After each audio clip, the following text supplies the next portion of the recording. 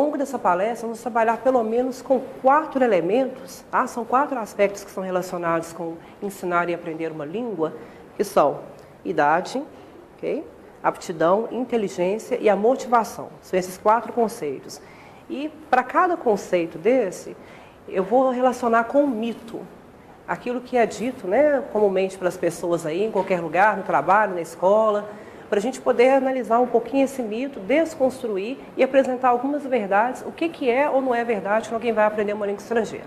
Então, o primeiro seria a questão da idade.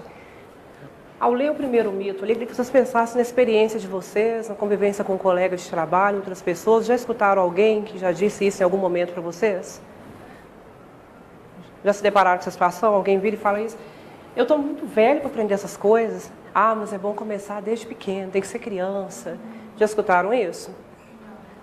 Se você não achou que é verdade, então você já sabe 50% que eu vou falar. Tá? Boa notícia. Então eu vou poder até mais rápido aí, né? Então tá. Então, o que os estudos dizem? Eu vou tentar simplificar ao máximo essa linguagem, tá? Para não parecer que é uma aula no curso de letras, para ninguém querer tentar suicídio ao longo da palestra. Ok? Então, eu vou usar uma linguagem bem simples, né? Embora alguns termos não tenham como simplificar muito, vocês entenderem o que os estudos linguísticos, né, bem a parte aí dos mitos, o que a população diz, o que os estudos mostram sobre esse aspecto que é idade. Então, o primeiro caso que nós temos aí é o caso da plasticidade cerebral. Já ouviram falar desse termo? Tem alguém da área de biologia? Que bom, que aí se eu errar também não me corrige. É isso? Então, mas vamos lá, como é que a biologia se associa à linguística aplicada aí para falar essa questão de idade? Os estudos mostram que o cérebro humano, ele possui um fenômeno de plasticidade que é a mesma coisa que modelar. Conforme você vai vivendo e aprendendo novas coisas, o seu cérebro ele consegue pegar essas informações e armazenar. E esse processo de pegar informações que você aprende e armazenar no cérebro, esse processo é que é a tal da plasticidade cerebral, que é como se o cérebro fosse plástico, a grosso modo, e ele conseguisse envolver todas as suas experiências, tudo aquilo que você aprende. Por isso que tem esse nome, tá? O nome é feio, mas o processo é interessante. É isso. E será que isso muda conforme nós envelhecemos? O que vocês acham? Faz uma carinha mais ou menos para eu entender o que vocês querem me dizer. Acham que muda? Essa habilidade do cérebro de moldar, de reter informação, vocês acham que isso muda conforme a gente envelhece? Não? Se eu perguntar para vocês, o que vocês comeram hoje no almoço? Com detalhes. Não tem isso? Não lembro nem o que eu comi no almoço. É verdade que quando a gente envelhece, a gente perde sim plasticidade cerebral. Isso quer dizer que a nossa memória, ela acaba ficando reduzida. Então isso é verdade. Então por isso que tem pessoas que pegam, na verdade, esse fato para alegar que depois de adulto é muito mais difícil aprender uma língua estrangeira. No entanto, algumas pesquisas também mostram que apesar dos adultos perderem plasticidade cerebral, e quando perde-se plasticidade, também perde um pouquinho daquelas conexões entre neurônios. Lembra daquele termo sinapse? As conexões entre neurônios, que esse processo tem a ver com conhecimento, né? Formar uma informação dentro da mente, dentro do cérebro. No entanto, o que as pesquisas também mostraram que é muito interessante? Embora a gente perca um pouquinho dessa plasticidade, nós também conseguimos melhorar a nossa habilidade de síntese, nossa habilidade de focar algumas informações. Então, aquilo que um adolescente, uma criança assim, pode ter facilidade para reter, nem sempre ele vai conseguir sintetizar, ele vai conseguir resumir e entender o objetivo. Não sei se alguém aqui dá aula, né? Você vai ver uma aula com adolescente, é muito isso. Você fala a mesma coisa 10 vezes. Eles aprendem muito rápido, mas também esquecem muito rápido. E essa habilidade de síntese que eu falei anteriormente, ajuda a pegar muitas coisas de maneira prática, sintetizar e reter na mente. Então isso compensa bastante essa perda da plasticidade cerebral. Okay? E ainda, né, aproveitando os conhecimentos aí da biologia, a parte do cérebro em que o processamento da linguagem acontece seria o hemisfério esquerdo do cérebro. Sabiam disso? Não? Então, é no hemisfério esquerdo do cérebro que a linguagem ela é processada. E é claro que quando a gente envelhece também, essa parte do cérebro ela não fica danificada propriamente, mas ela também sofre uma perda considerável. E alguns estudos mostraram que, quando a gente envelhece, a gente começa a usar mais esse hemisfério direito do cérebro. que é exatamente o hemisfério também tem essas habilidades de síntese e também a habilidade de foco e atenção. Então, de novo, a gente tem essa balança e consegue equilibrar um pouquinho esse fato. Até aqui está tranquilo? Ok? Falando desse primeiro aspecto aí, idade e verdades. Os estudos sobre a idade e organização do conhecimento em cérebro ainda são pesquisas controversas e escassas. Ou seja, nós também não podemos bater o martelo, mesmo sabendo de plasticidade cerebral que a gente perde, ainda assim, o próprio cérebro humano ainda é uma máquina misteriosa e maravilhosa, não é verdade? Então, os estudos ainda continuam, tá? Inclusive, se alguém quiser se empenhar nesses estudos, fica à vontade, tá? Está faltando gente para estudar isso. Fatores como personalidade e engajamento são cruciais em qualquer idade. Muitas pessoas acreditam que crianças aprendem com mais facilidade, mas não é propriamente pela questão do cérebro. O que a linguística ensina? A criança, a princípio, ela consegue aprender com mais facilidade do que o adulto pela personalidade que ela tem. Qual que é a personalidade, a conduta, a postura de uma criança na sala de aula? Geralmente ele é espontâneo, ele brinca muito. E quando a gente cresce, entre aspas, o que a gente passa a fazer na sala? A gente já tem mais tabus, a gente tem mais receios, não quer nem levantar a mão, eu estou com medo de chamar de ridículo. Então, quando a gente envelhece, vou ter que usar esse termo, na verdade a gente deixa de manter uma personalidade que é essencial para quem quer aprender um novo idioma. Então, aprender um novo idioma significa ter uma personalidade aberta, ser espontâneo, ser extrovertido. Não é fácil para todas as pessoas, mas a aula de língua estrangeira é um espaço para construir essa nova identidade. Ali é o lugar em que você, a grosso modo, volta a ser criança. Você está aprendendo uma língua. Assim como você era criança, quando você era criança, aprender português, você falou errado também, não falou? Por que o inglês é diferente? Por que você vai ter medo, né, de tentar falar inglês, falar espanhol, francês, qualquer língua que seja? E, no entanto, como adulto, a gente começa a ter esses receios, né? Estou com medo de falar errado.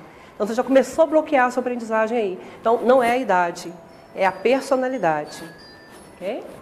O engajamento também, né? Essa questão do compromisso. Outra questão aí.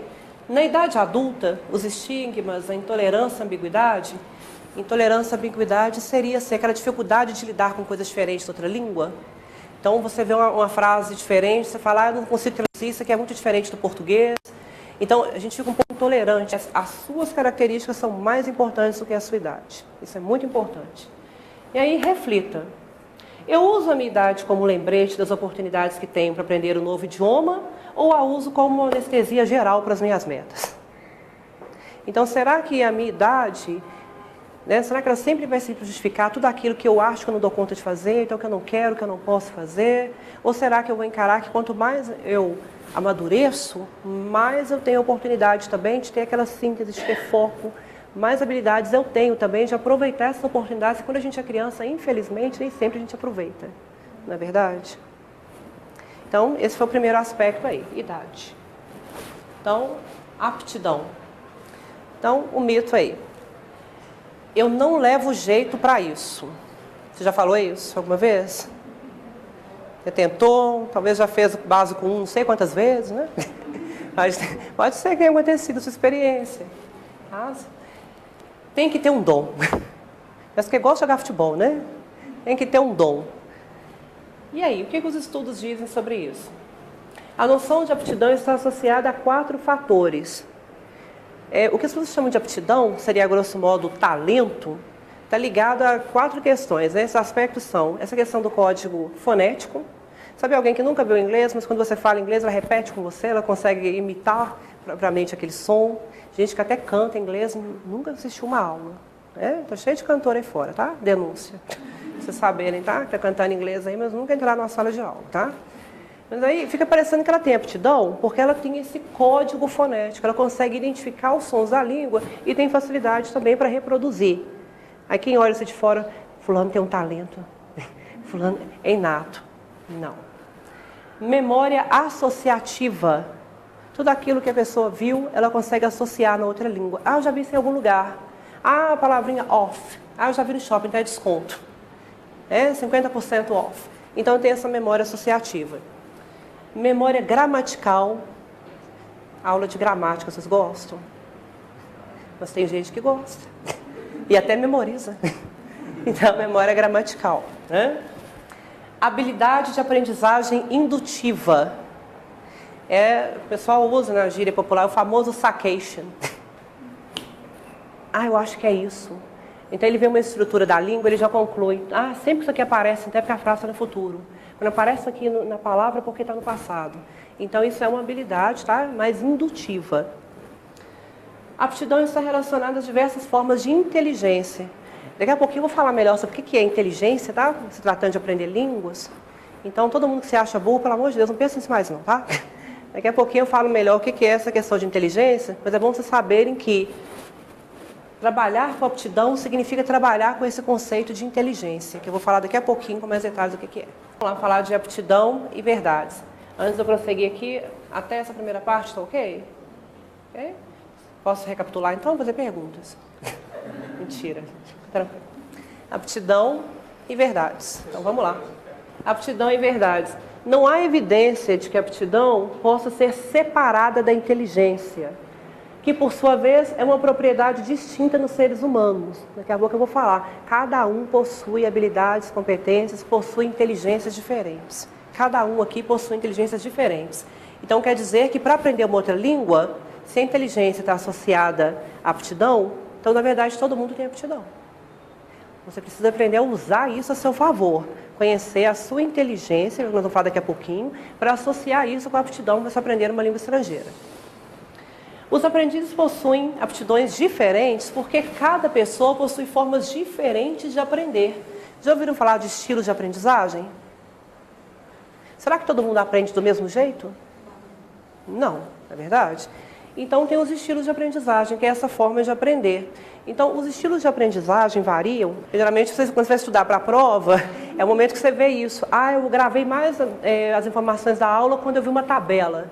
Eu gravei mais informações na aula quando eu vi um desenho, uma charge. Isso quer dizer que o seu estilo de aprendizagem, ele tende a ser visual, tá? Gente, e na internet você consegue esses testes para saber, tá? Geralmente o professor fica falando, estuda, estuda. Mas como é que se estuda? Como é que aprende? Primeira coisa, você tem que se conhecer, entender quais são os seus estilos de aprendizagem, ok? Sinestésico significa quem aprende com movimento, fazendo as coisas. Por exemplo, a aula para criança, é muito comum que as aulas sejam voltadas para a dinâmica, que tem que correr, tem que sair, fazer pega-pega, competição. Por quê? Porque nessa idade é muito comum a criança só aprender com aquilo que ela toca, que ela manipula, mexendo. Então, aprender dessa forma, sinestésica, a gente só aprende com movimento. Não quer dizer que para aprender inglês tem que sair correndo igual um louco no meio da rua. Não estou falando isso. Tá? Mas tem uma série de técnicas que relacionam a aprendizagem no cérebro com os movimentos que o próprio corpo faz. Isso é que é, no caso, o estilo chamado sinestésico. Musical, a gente que aprende ouvindo música mesmo, aprende o som, memoriza. Lembra daquele código fonético? A pessoa aprende o som a repetir. Então, isso também está envolvido. Então, aprender é uma coisa. Demonstrar o que você aprendeu é outra. Ok? Então, para você demonstrar o que você aprendeu, a gente já começa a entrar no conceito de inteligência. E existem inteligências múltiplas. A forma como você aprende, você vai demonstrar de maneira diferente da forma como você aprendeu. Eu posso aprender inglês ouvindo músicas, mas quando eu vou demonstrar o que eu aprendi, eu posso falar com o professor sim, eu vou responder com uma música. Posso fazer isso na aula? O professor fala, no dia da prova, posso cantar uma música? Não tem jeito. Então, tem várias formas de demonstrar essa inteligência. Alguns estudiosos, seguindo as ideias de Chomsky, eu fui obrigada a colocar esse nome, viu, gente? Eu falei que não ia ser aula de faculdade. Mas é porque, na verdade, o Noam Chomsky, na década de 80, ele revolucionou o que a gente entende como ensino de línguas, quando ele criou uma teoria chamada, posso falar o termo médico? Pode? Não ficar com raiva de mim, não? Gramática gerativa. Esse que é o nome. Ele criou essa teoria para explicar que todo mundo, na verdade, tem aptidão para poder aprender uma outra língua, porque essa gramática gerativa, ela é gerada na sua cabeça, não importa onde você nasceu, quem você é, a sua idade, o que você faz, todo mundo tem uma habilidade, uma aptidão para conseguir entender uma língua. Por exemplo, você conhece alguém que fala assim, café gosto eu de? Você conhece alguém que fala assim? Você me fala que vai dar uma tese de doutorado muito boa.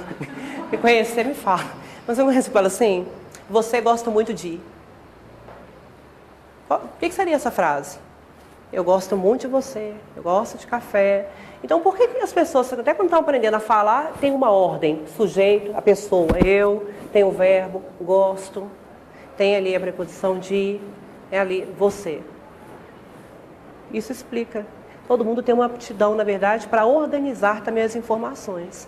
Então, o Chomsky trouxe a contribuição que foi muito interessante, né? Da gramática gerativa, que ficou famosa aí, virou gramática universal. Esse SVO que é isso, sujeito, verbo, objeto. Todo mundo faz frases assim, dessa forma.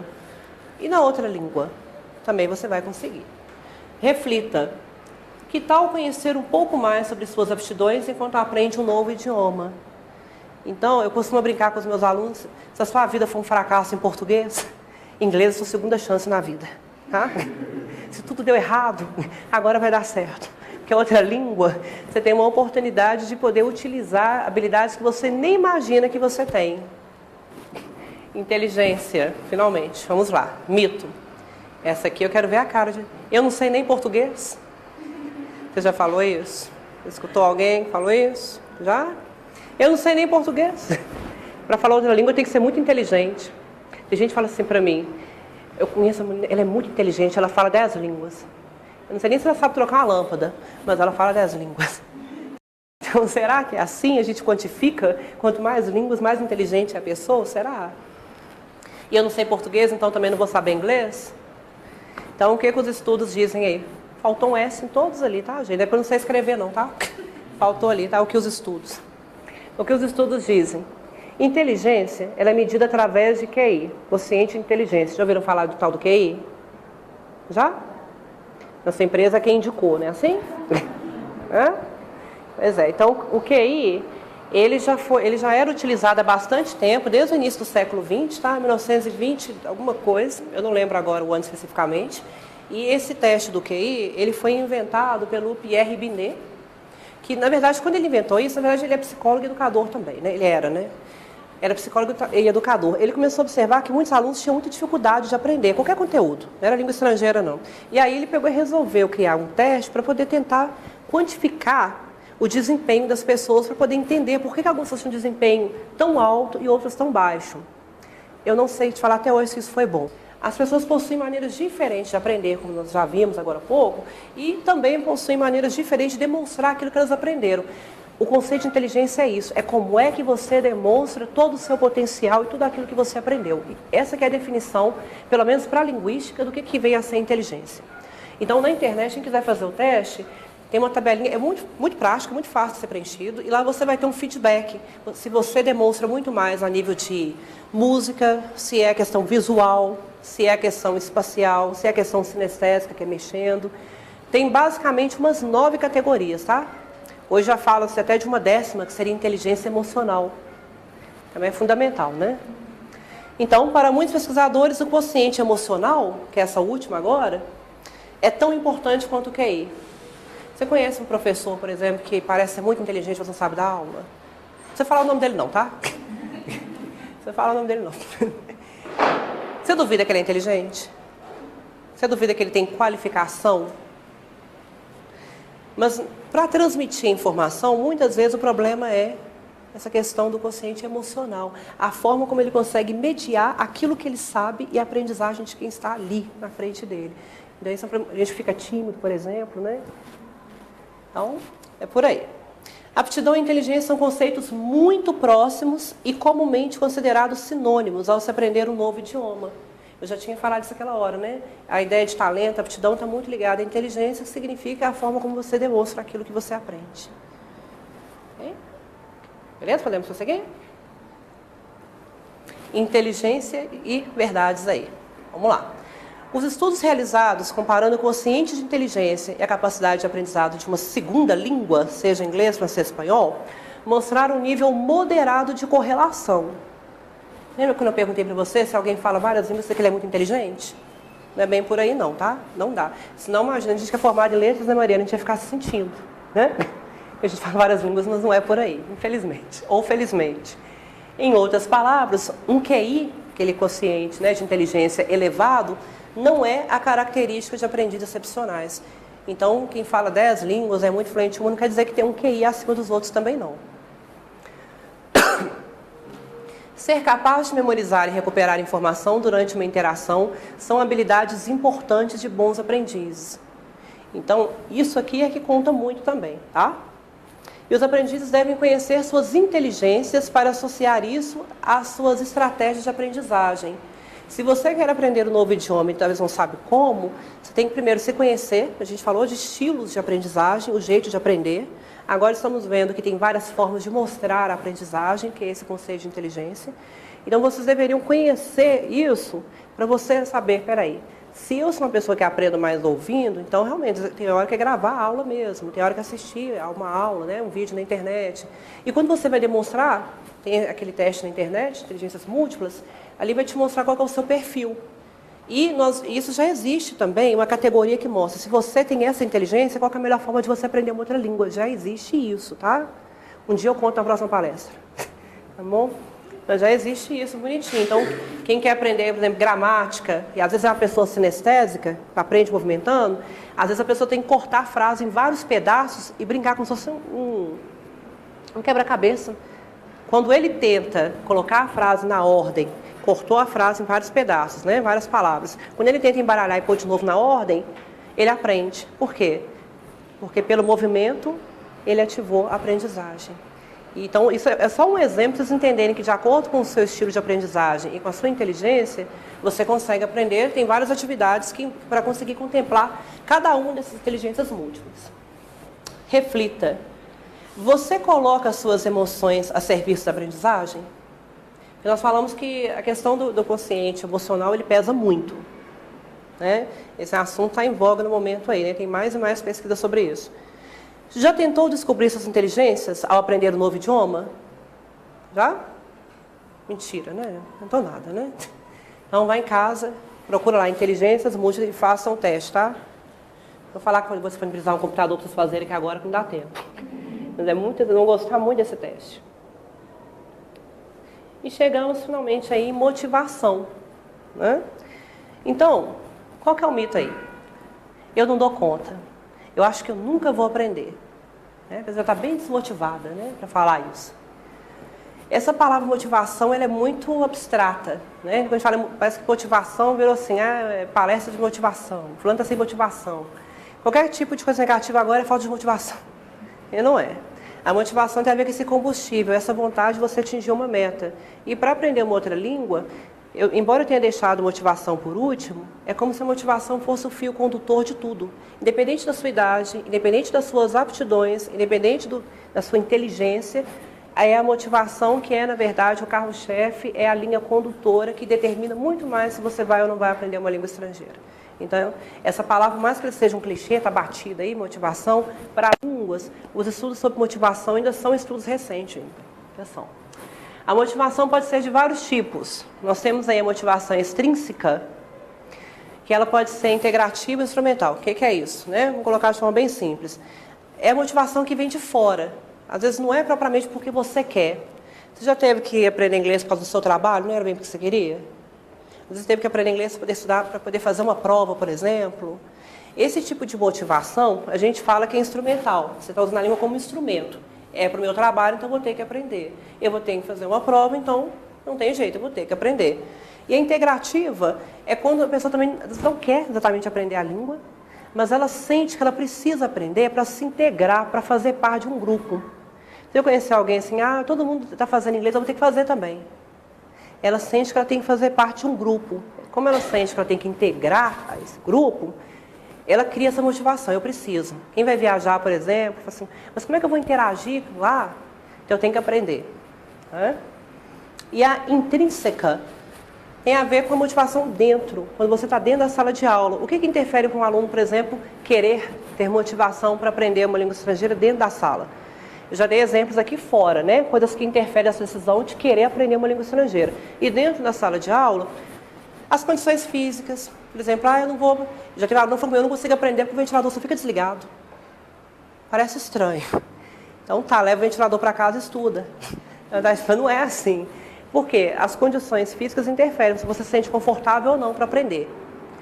Outra questão, professor, né? Já teve aquele professor que você nunca esqueceu dele? Né? Porque ele te xingou, né? Então, o professor também, né, que, querendo ou não, ele representa, ele carrega toda uma identidade do que é ensinar, ele carrega toda uma identidade do que é aprender. Então, o professor ainda continua sendo ainda um elemento quase central desse tipo de motivação. O método, né, a forma como a aula é dada, o método que é seguido é comunicativo, é se falar a língua o tempo todo, é tradução, o método interfere também. Infelizmente, muitas pessoas que começaram a estudar inglês há muito tempo, o método era gramática, não era? Vocês aprenderam assim também? Com gramática? Tudo era regra? Foram assim? Foi assim a história de vocês? Vocês estão velhos, né? Porque a época foi assim também. Pois é, mas tudo era traduzir. Passava no quadro, traduz. Então, esse método, por exemplo, é claro que ele afetou nossa motivação e pode ter afetado negativamente também para achar que língua é só aquilo. Ou achar que se eu não sei traduzir, eu não sei a língua. Se eu não sei a gramática, então eu não sei a língua. E não é verdade. Então, o método interfere na sua motivação. Talvez você não goste de aprender novos idiomas, porque você ficou com uma impressão errada de que aprender idioma é só daquele jeito. Não testou outras formas de aprender. E, não menos importante, né, mas por último aqui, a questão do próprio sucesso. Vontade mesmo de vencer, ser bem-sucedido. Tem gente que associa o sucesso a status, né?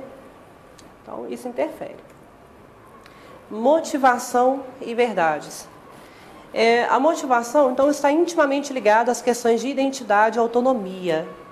Tá? Quando eu falo ali sobre identidade, como é que você se enxerga? Quem é essa pessoa que está estudando um novo idioma? Quem é essa pessoa que quer aprender uma nova língua? Autonomia. Porque tem aluno que vai para a aula, eu costumo falar que você está indo para um culto na igreja, que é um milagre. Ele senta na cadeira e reza. Ele quer sair de lá, quer falar. Né? Não é assim, você tem que ter autonomia. Significa entender que para aprender uma língua estrangeira, você tem que trabalhar a sua motivação. Não, eu quero aprender, então eu vou ouvir músicas, eu vou ver filmes sem legenda, eu vou, né? Nem que seja que eu comece pelo Facebook. Põe o Facebook em inglês. Então você tem que tentar algumas estratégias aí para trabalhar a sua motivação. Tá bom? A motivação é considerada determinante nos objetivos dos aprendizes. Por isso que eu falei que a motivação está no meio de tudo. Tá? É o coração do processo. A motivação para muitos pesquisadores está acima das questões de idade, aptidão e inteligência. Particularmente como pesquisador também eu acredito. Tá? Está acima disso. Reflita. Você sabe por que deve se sentir motivado a aprender um novo idioma? Porque isso tem a ver com a sua motivação. Então, será que você quer aprender um novo idioma por causa da exigência do seu trabalho? Colegas? Família? Você tem um outro objetivo acadêmico, talvez, com a língua? Então, por que você quer? Essa é o tipo de pergunta que o professor nem sempre faz na sala de aula, mas você tem que estar com essa resposta na ponta da língua. Não para os outros, mas para você mesmo. Você tem que saber por quê. Porque se você entender por que você quer aprender, vai ficar acima do porquê você tem que. Porque esse tem que, ele pesa nas costas, né? Tem que aprender. Então, eu quero aprender é melhor do que eu tenho que aprender. Então, é importante pensar nisso. Uma conclusão aí. Apesar que eu estou usando a palavra conclusão aqui por questão assim, cadê? Eu sou obrigada a usar, mas não existe conclusão para isso não. Isso aqui é a ponta do iceberg. Essa conversa, ela continua e vai em vários campos aí, tá? Aqui é só um recorte, uma parte. Há vários mitos envolvendo a aprendizagem de um novo idioma. Lembra dos mitos? Sou velho para aprender, eu não dou conta, isso não é para mim, não tenho dom, não sei nem português, por aí vai. E entender o que está por trás desses mitos, como a idade, inteligência e aptidão, pode nos fazer ter consciência de que todos nós somos capazes de aprender um novo idioma, se encontrarmos nossa real motivação. Ficou claro para vocês o conceito, então, de a questão da idade, aptidão, questão de inteligência, motivação? Então, a abordagem comunicativa, por exemplo, eu vou falar método, mas na verdade é a abordagem, é a forma de ensinar idiomas em quase todos os cursos de línguas hoje. Tentam levar em conta essas diferentes habilidades, formas de demonstrar o que aprendeu, as diferentes formas de se aprender.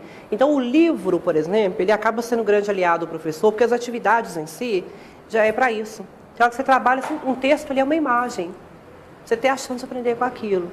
Então, tem que ter áudio, tem gente que aprende, tem uma inteligência que chama intrapessoal. Pessoas que aprendem melhor quando estão sozinhas. E demonstram melhor também quando estão sozinhas. Gente que não consegue apresentar um trabalho em grupo, mas sozinho ele vai lá e consegue. Durante muito tempo, na sala de aula, os alunos que eram interpessoais, a gente achava que era antissocial. Tá? Foi confundido com antissocial. Então, o que os livros começaram a fazer? Trazer atividades em que se valorizava esse momento. Ele sozinho ele aprende também, sozinho ele demonstra que ele aprendeu também. Então, o material didático é uma forma, um bom material didático, que traga essa perspectiva de inteligências múltiplas. Até como professor, a gente procura analisar isso no material. Eu fiquei imaginando também se as outras pessoas no ambiente de trabalho também têm essa preocupação. Por quê? Porque a gente lida com pessoas, gente, o tempo todo. E você ir, enquanto seja gerente, coordenador, professor, qualquer trabalho que está envolvido nessa relação interpessoal, se você não entende a forma como os outros demonstram sua habilidade, será que você consegue se relacionar bem no seu trabalho? Mas a gente tem que pensar nisso, porque acho que aprender uma outra língua estrangeira, tem hora que tem essas interfaces, tem essa relação com outras coisas. Então, a gente tem que ter esse conhecimento. Quem quer investir nisso, igual eu falei, tem que procurar ler mesmo, buscar isso na internet, é muito legal, é uma teoria fácil de ser compreendida, fácil de ser aplicada, e acima de tudo não é só teoria, é a prática, é a vivência no dia a dia. Então, quem na verdade tenta lidar com isso, está selecionando materiais, fazendo essas leituras, né? Então, tem tanta coisa sobre inteligências múltiplas hoje, não só professores de língua. É interessante, professor de língua, geralmente, na capacitação dele, isso já vem. As outras áreas estão entendendo isso também. Né? Mas isso, para ser bem sincero com você, tende a ser uma tensão. Tem alguém que é professor aqui, gente? Não? Tá vendo como é que é difícil? Tem um professor. Então tem essa tensão. Então o professor começa a examinar. Geralmente, nas escolas, nem sempre a gente consegue ter turma reduzida. Todo mundo sabe disso, é mais escola pública. Né? Eu mesmo, 10 anos de escola pública, eu via isso. O que eu fazia? Eu colocava questões diferentes e tentava, e eu fazia uma avaliação, estou falando da minha experiência. Ele não foi muito bem nessa habilidade, ele já mostrou para mim que ele consegue entender o que é necessário ser aprendido de outra forma. Aí eu vou anular a questão que ele errou mesmo. Mas isso é polêmico, eu tenho colega que não concordam comigo.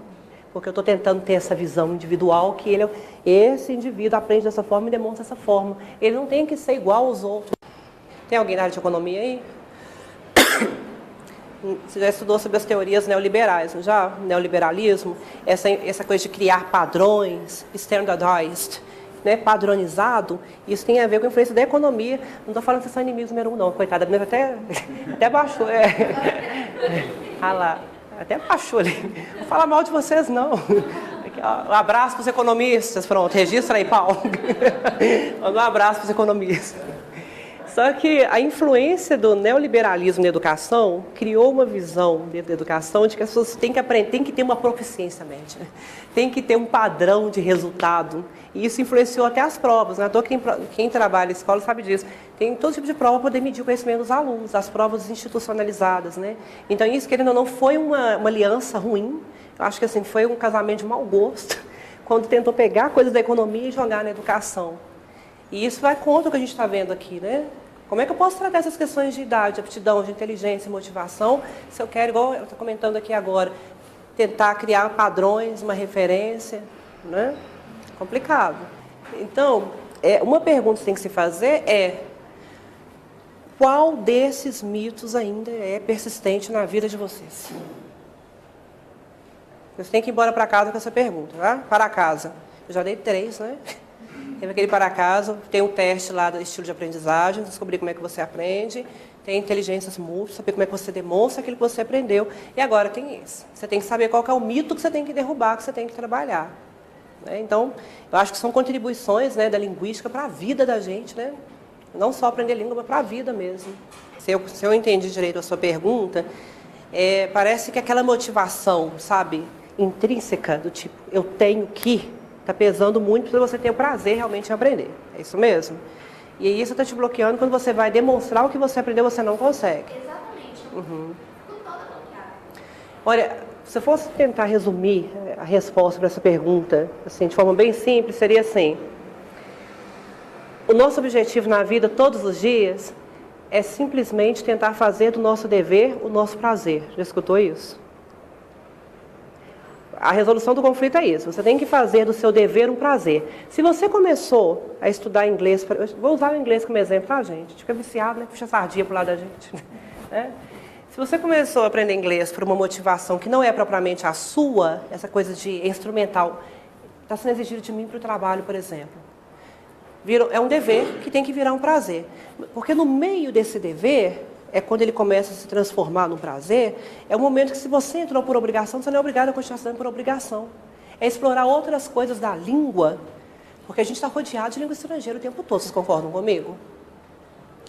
Não dá para aprender, você talvez entre a aprender inglês por um motivo específico, que é essa pressão nas suas costas, mas o prazer de aprender uma língua estrangeira é um prazer que você vai sentir que vai além disso. E tem a ver com essas descobertas. Será que eu tenho uma relação amistosa com a língua? Eu me divirto mesmo? Eu quero aprender jogos mesmo, eu quero ouvir músicas, eu quero ver filmes, eu quero, sabe, entender o que está até na roupa que eu visto, está na embalagem do produto que eu consumo. Então, existe um lado psicológico, né? Não vou ficar dando soluções caseiras, eu não sou psicólogo, mas existe sim um lado psicológico que é essa relação que a pessoa desenvolve com a língua. E essa relação ela pode ser tão tensa, né? Aqui eu trabalhei com alguns mitos que interferem na relação, você querer ou não aprender, questão de idade, blá blá blá. Então, você tem que trabalhar essa relação com a língua. Não é bem um caso assim, para procurar um psicólogo, tomar Rivotril. É tranquilo, né? não é dá para você dormir, inclusive, sem sedativo essa noite. Então, é um caso de você pensar assim, talvez você precise traçar esse primeiro caminho, vamos tentar um primeiro caminho, que seria, faz o teste dos estilos de aprendizagem, faz o teste de inteligências múltiplas, busca outras formas de aprender para você transformar essa experiência numa coisa mais agradável. Depois, quando isso tudo não dá certo, é possível que você precisa de um psicopedagogo. E tem gente que ainda tem tabu com isso ainda. Você fala psicopedagogo, parece que assim, eu não sei como é que estuda, eu sou burro. E muito pelo contrário, o psicopedagogo também está muito familiarizado com essas teorias. Então, mas isso é depois. Que o primeiro passo é você quem vai dar e fazendo essas coisas. Então, você vai ter que trabalhar isso, tá? Fazer do seu dever o seu prazer. Se te colocaram nessa contra a sua vontade, se divirta. Eu já vi um ditado que fala assim, se a vida te deu as costas, você dá um tapa nas costas dela. Nem empurra ela. Então, tem isso. Eu vou te responder com uma frase, ela é bem simples, tá? Mas eu queria que você pensasse na complexidade, na profundidade dessa frase, que é a seguinte. Você só aprende aquilo que faz sentido para você. Entende? O que está por trás dessa frase? Você só aprende aquilo que faz sentido para você. Quando você memoriza, você não estabeleceu relações de sentido. Você está brincando de jogo da memória. Alguma coisa nesse caminho aí, mas isso não é aprender. Gente, a gente usou esse termo memorização aqui, isso aí é um capítulo à parte na linguística também. Memória não é sinônimo de aprendizagem.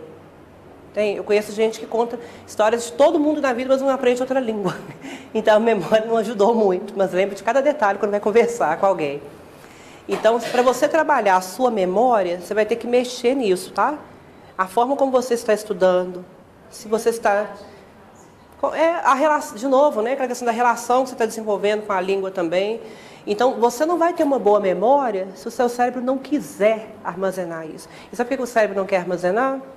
Porque quando você tenta, na verdade, memorizar, você está tentando jogar um monte de coisas num compartimento, e esse compartimento não é assim, né? Precisa depositar coisas lá dentro e querer, deixa eu ver se está tudo aí do que eu precisar.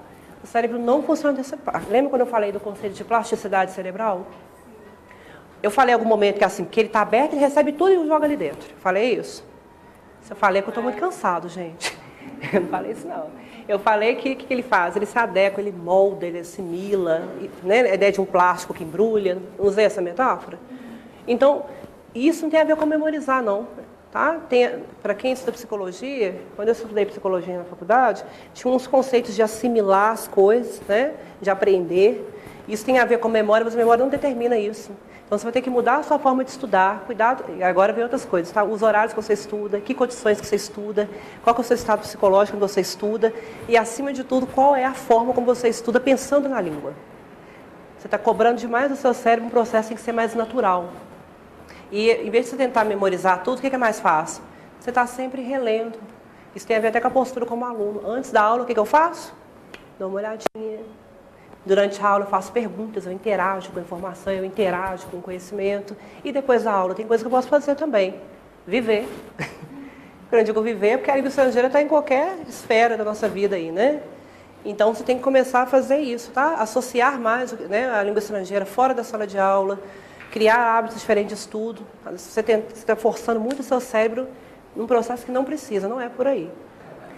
Nossa pergunta é bem interessante, eu fiquei curioso para entender, porque assim, quando o aluno ele não consegue produzir nenhum som, lembra daquele conceito, o código fonético? Quando o aluno ele não consegue produzir, é porque ele não reconheceu, ele não sabe mesmo. Ah, mas o professor não já deu a aula, por exemplo? Será que ele não sabe? A gente só aprende aquilo que faz sentido. O som daquela língua para ele não faz sentido. E a hora que você está dando aula para básico, vamos pensar em nível básico, você fala assim para ele. A palavra dinheiro em inglês, como é que fala mesmo? Vocês estão sem dinheiro, gente? Fala direito. Aí, muita gente fala money, e na verdade fala money. Money. É o ni no final, não é ney igual money, não. É money. Aí você fala isso para o aluno, ele continua repetindo. Because I have much money. E vai falando money. Aí o professor tem que entender que às vezes ele não reconheceu, viu? Pode ser o caso, ele não reconheceu aquele código, ele não consegue.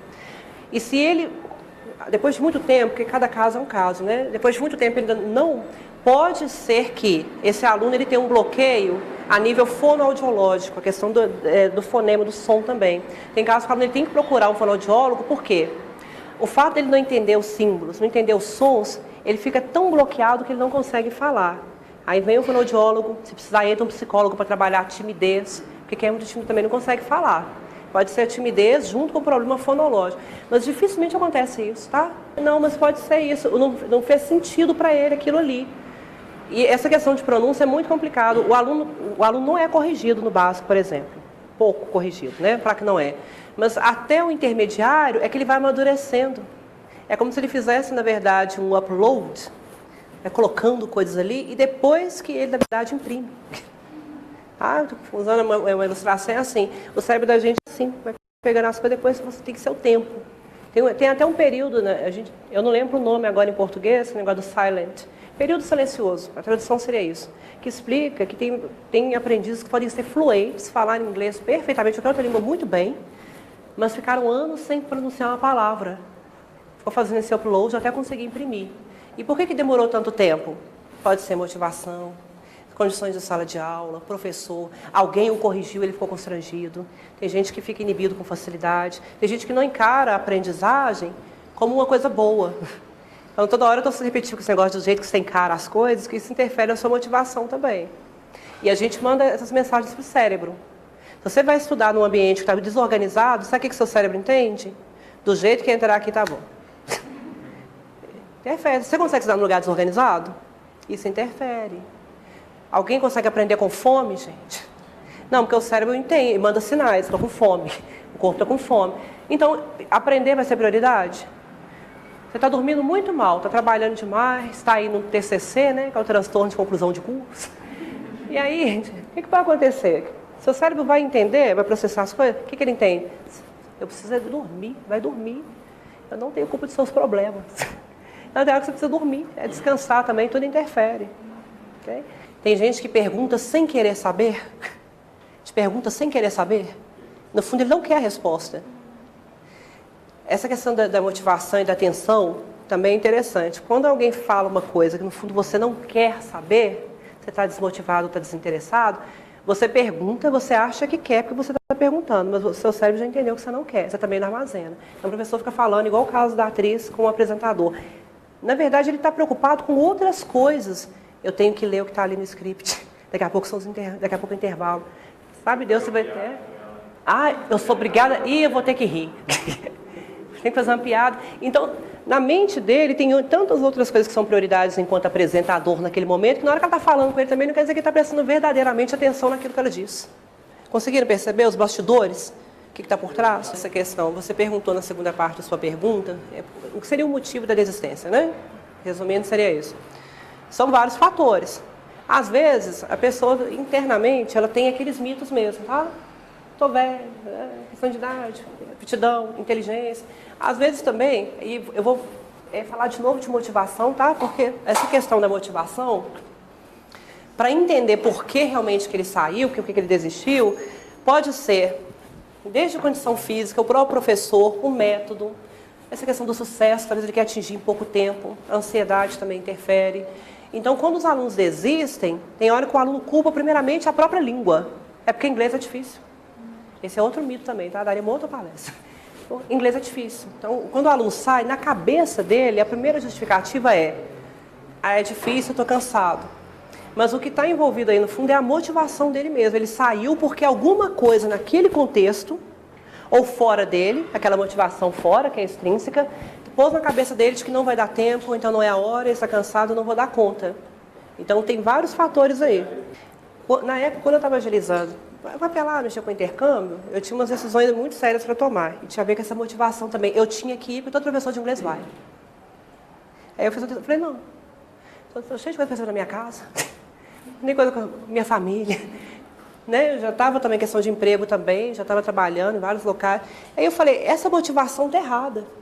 E aí o que acontece? Muitos que vão para lá com essa motivação, aquilo obriga a pessoa a ter que produzir um som, a ter que imitar. Tem muita gente que vai para outro país e fica com a ilusão de que aprendeu porque viveu lá. Isso é outro mito, daria uma outra palestra também. Na verdade, não é que ele aprendeu inglês porque morou fora. Lá, ele foi obrigado a demonstrar o que ele aprendeu, porque ele tem contato, né, o tempo todo com a língua estrangeira, e lá ele tem motivação. Por quê? Porque lá são pessoas que falam a língua mesmo, ele sabe que, a grosso modo, ele tem que se virar, infelizmente. Então, isso tem a ver, de novo, com a motivação dele. Lembra da motivação integrativa? Está ali, ó, dentro da motivação extrínseca.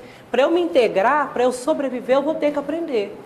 Então, quando o aluno volta para cá, isso aqui acontece muito, eu vejo isso até aqui na escola, por exemplo, quando os alunos voltam para cá, falam comigo assim, mas eu estou me sentindo enferrujado, esqueci quase tudo, porque você ficou praticando muito tempo.